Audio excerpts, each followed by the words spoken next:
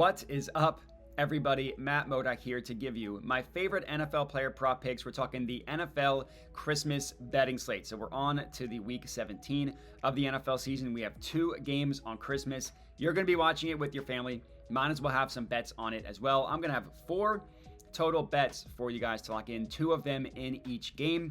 We had a really good Week 16, up over 5 units on the week, up over 33 units on the year, up over 19% ROI. Very pleased with how things have gone so far this season. Let's hope that continues on this beautiful Christmas day. And we can get right into it. So the 2 plays that we have, or 2 games, I should say, that we have: Chiefs, Steelers, Ravens, Texans. The first game on the schedule is the Chiefs versus Steelers game. So I'm going to give out my 2 plays for that. First, play number 1.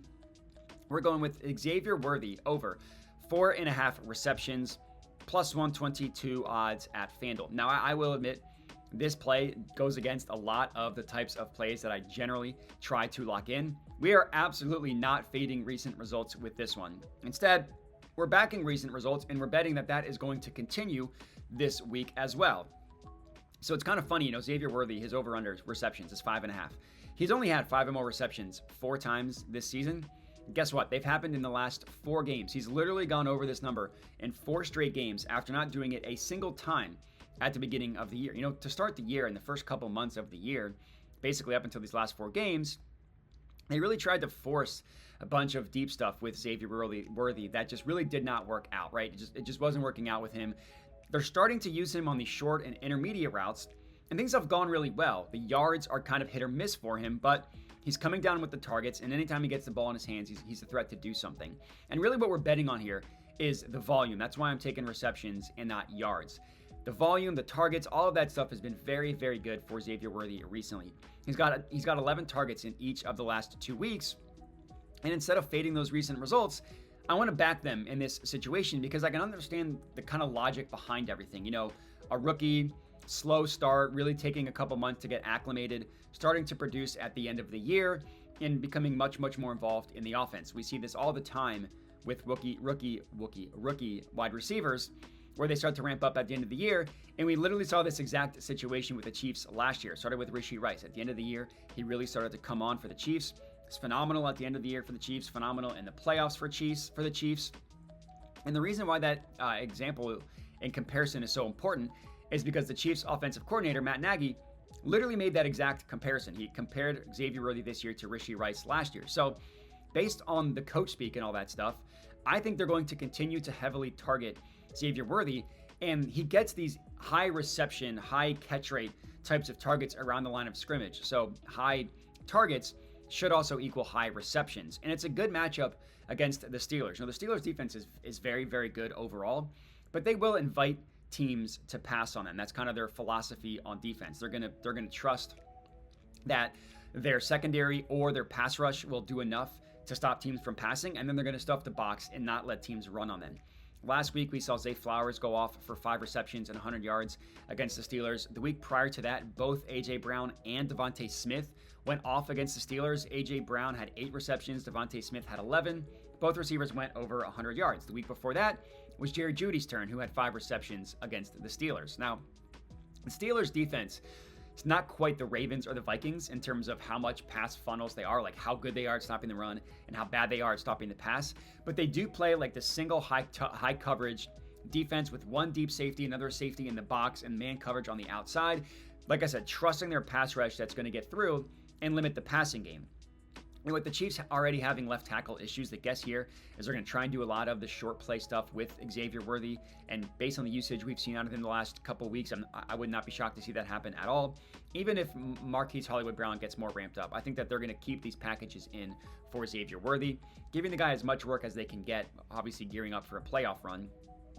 That's play number 1. Play number 2, Pat Freiermuth, 40-plus receiving yards, plus 155 odds at DraftKings. You guys probably already know the system play here, which is to take tight end receiving props against the Chiefs. Last week, it was Dalton Schultz, who we targeted against the Chiefs. He came through for us.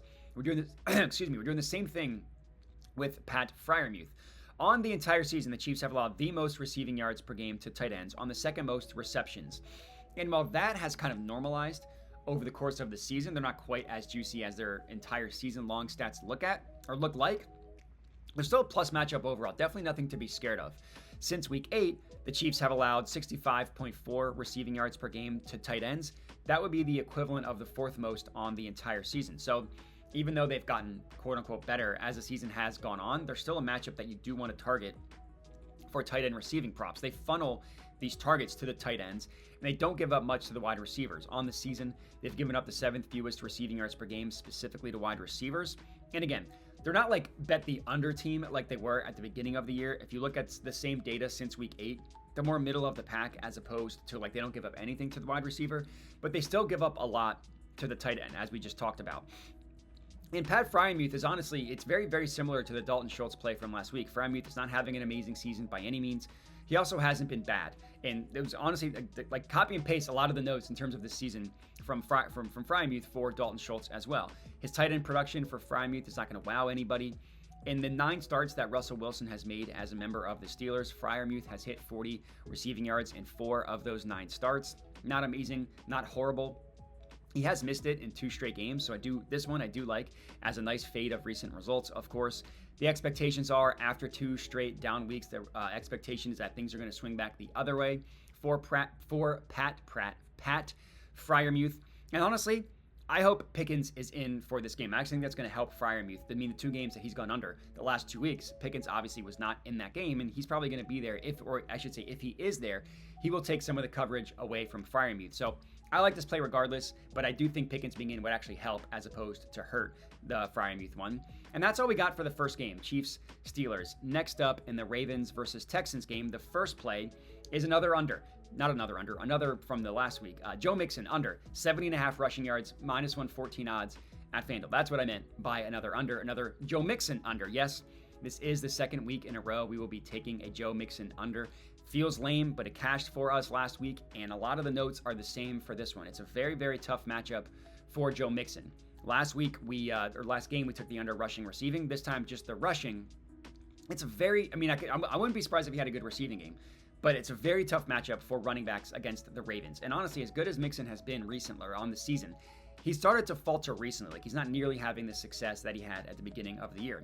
Taking out the one game in which he left with an injury, that would only help our cause, but we're taking that out because it'd be intellectually irresponsible to bring that up. The first 5 games that Mixon played this year, he went over this number. He actually had over 100 rushing yards in all 5 of those games.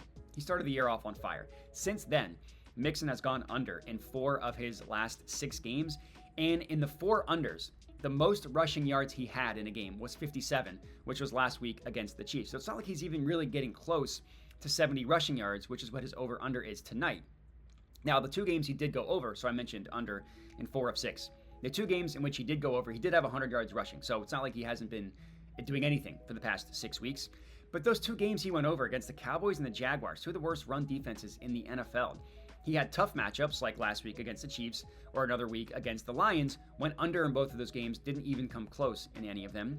And as I'm sure you guys probably already know or could have guessed based on what I'm saying, this is an incredibly tough matchup against the Ravens' run defense. The Ravens have among the best run defenses in the entire NFL.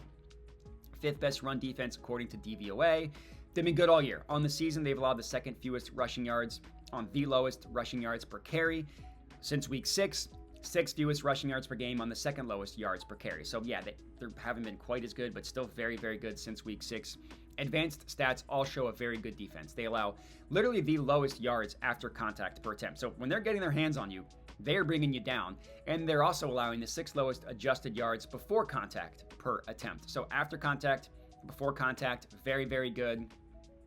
And those of you who have been following my channel know that I love looking at both of those stats in conjunction because it's like before and after contact, those are the things, right? If they're not getting far before being contacted and they're also not getting far after being contacted, that's a sign of a very, very good rush defense. Confident that Mixon goes under in this one. That's play number 3.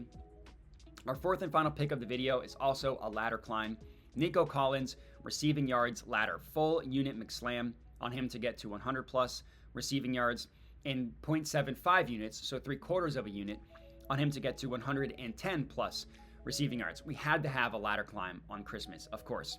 And as good as the Ravens rushing defense is, which I just described how good they are, you can pass on them. They are a pass funnel type of defense. They've allowed the second most passing yards per game on the entire season, 8th most since week 6. So even though they have gotten slightly better, they're absolutely still a matchup that you want to target for wide receiver props. I mean, the reason why their offense or their defense has looked slightly better since week 8, look at the games that they've played, the teams that they've played. The Giants stink, the Eagles, who are very good but not a passing team, and the Steelers twice.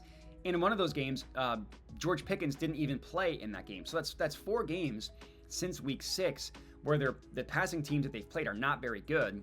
And the first time they played the Steelers, they somewhat got lit up by George Pickens. He had 89 receiving yards. His over-under was 70.5. And not only do the Ravens allow a lot of passing yards against them, where they really, really struggle has been stopping opposing number 1 wide receivers. According to DVOA, the Ravens are literally the worst, the number 1 worst defense in the entire NFL, covering number 1 wide receivers. Unsurprisingly, they have allowed the most receiving yards per game to number 1 wide receivers as well. Now, one of those games, Jamar Chase went off against them for over 250 yards. Yeah, that's going to skew the numbers a little bit. But just going down the game log against the Ravens, it's not just Jamar Chase. It was George Pickens, as I mentioned earlier. It was even like Malik Neighbors had a good receiving game against the Ravens. They just allow, Cortland Sutton had a good game against them. They just allow number 1 wide receivers to go off against them. And this Texans offense, yes, they have not nearly been the same this year as they were last year. Nico is still having a very, very good year. He's played 10 games this year, has hit 100 yards in 4 of them, and all 4 of them he actually had 110 as well. So basically, if he's getting 100, he's getting at least 110, and he has missed it in the last 2. So similar to the Pat Freiermuth one, this is a nice fade of recent results. And if you just take a step back, and we did this with A.J. Brown heading into last week, where it's like, you can get caught up in the day-to-day, the nitty-gritty of what's happening recently, but it's always important to take a step back. Nico Collins is 3rd in the NFL in receiving yards per game, 3rd best yards per route run as well. He's literally among the best receivers in the NFL, and just because he had 2 down weeks doesn't scare me off at all. And this is a matchup where you want to take number 1 receivers, which is perfect for Nico Collins. So the Tank Dell news sucks. It just means that Nico's going to get targeted, and even like lone wide receiver options have had a lot of success against the Ravens. So I'm good with taking Nico, and that's all we got. Appreciate everybody for watching, and make sure to like the video, make sure to comment, make sure to subscribe. If you want to support the channel, check out the links in the description of the video, as well as the pinned comments. You can kind of see what's going on there. Don't need to detail everything. Have a happy holiday, everybody. Hope you all enjoy Christmas. I'll be back after that with some more bangers, but let's have a good Christmas and have a good one.